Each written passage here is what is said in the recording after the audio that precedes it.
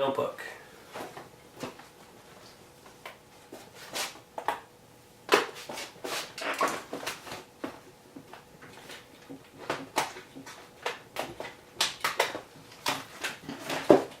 Okay, now here is my PC notebook. Alright, this is my 17-inch HP full keyboard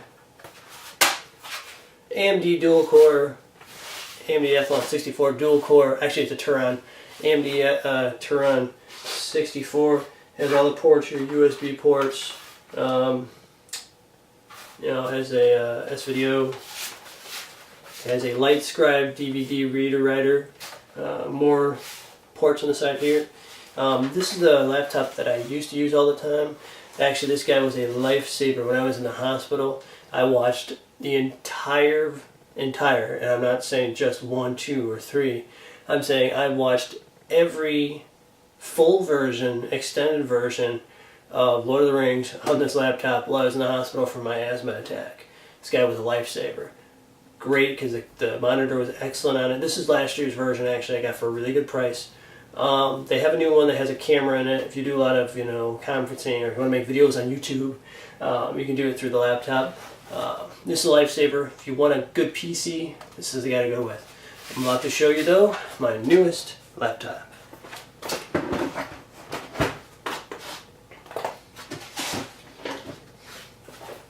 My new laptop. I've entered the world of Mac.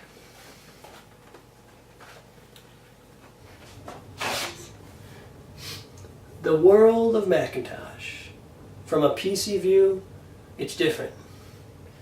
But I personally like it over Vista. This actually has OS X Leopard on it.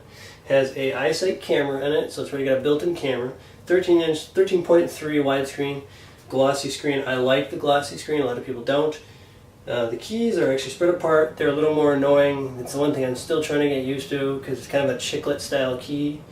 I like Leopard. If you can tell, I have all the stuff on here. I have iMovie. I have Web 08. I have GarageBand. I actually have Aperture on here too. I do a lot of video. I do a lot of photography work. If you're going to get Aperture or anything, I would definitely recommend 2 gigs of memory. This guy is a 2.2 gigahertz, 2 gig, 120 gig hard drive.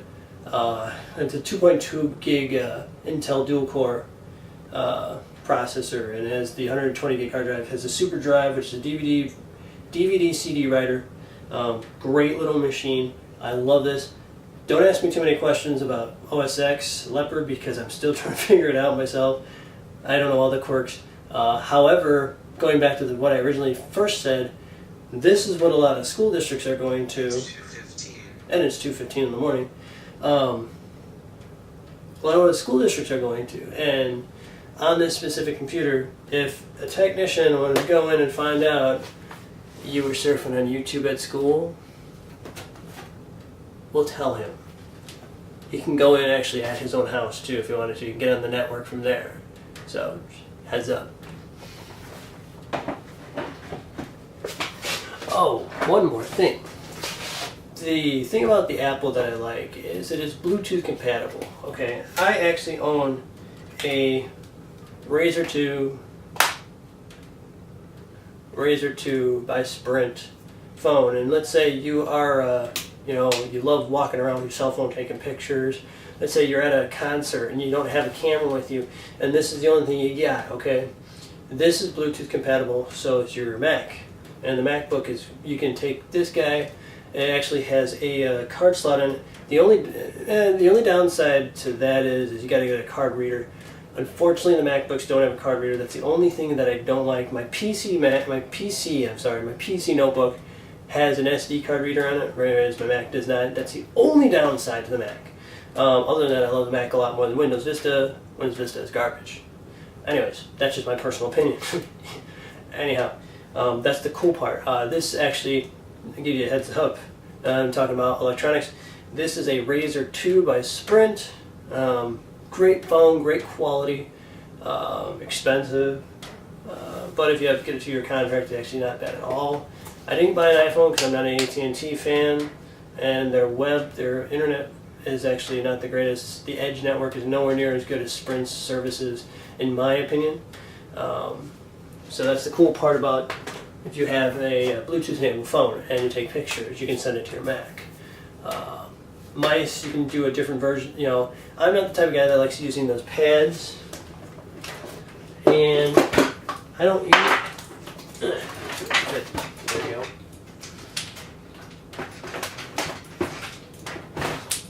Sorry about that. I like using normal mice for my notebooks because a normal mouse actually to me is a little bit easier. This is a Razer. I'm a gamer. The PC that's sitting in my other room was built by me. It's a dual-core AMD 64 processor, 220 gig hard drives, 8800 GTX, single 8800 GTX. I'm waiting for the 9900 GTX to come out, then I'll get a new one. I get two to SLI it. It's an NVIDIA's setup. I play World of Warcraft. Obviously, as you go into my videos, you'll see a lot of my fraps stuff. Actually, there'll be new stuff up there pretty soon because my guild is currently on Bash. Not going to get into that anymore though. I like to use normal mice. Again, as I said, I'm a gamer, so normal mice are the best regardless of what you're doing for either my PC or my Mac notebook.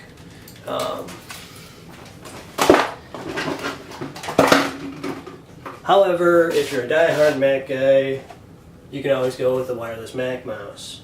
I do have this guy,